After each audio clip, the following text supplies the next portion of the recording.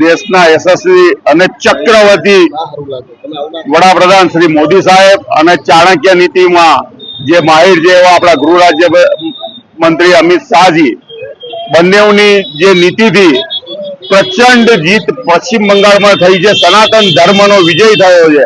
આ પહેલા જે દીદીની દાદાગીરી હતી, હવે એ દાદાગીરીનો અંત આવ્યો.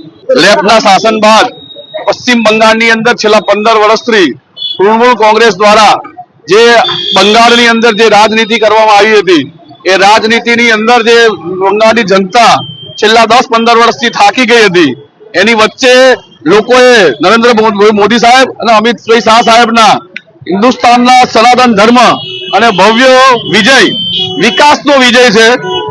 આખા હિન્દુસ્તાનની અંદર અત્યારે ભારતીય જનતા પાર્ટીની સરકાર દરેક વિસ્તારની અંદર વિકાસનો જે પર્યાપ્ત છે, સૌનો સાથ, સૌનો વિકાસ અને સૌનો વિશ્વાસ, એ જે રાજનીતિ ઉપર ચાલી રહ્યા છે. બંગાળની જનતા છેલ્લા ઘણા સમયથી બંગાળની જે સરકાર હતી એમની લુખાગીરી, ગુંડાગીરી અને જે લોકોને ધંધા નથી કરવા દેતા એની લોકોની જે સિસ્ટમો હતી એ સિસ્ટમોથી બહાર આવી.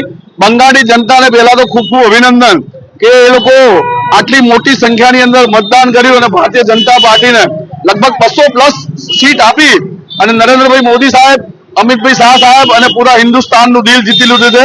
બોલો ભારત માતા કી જય.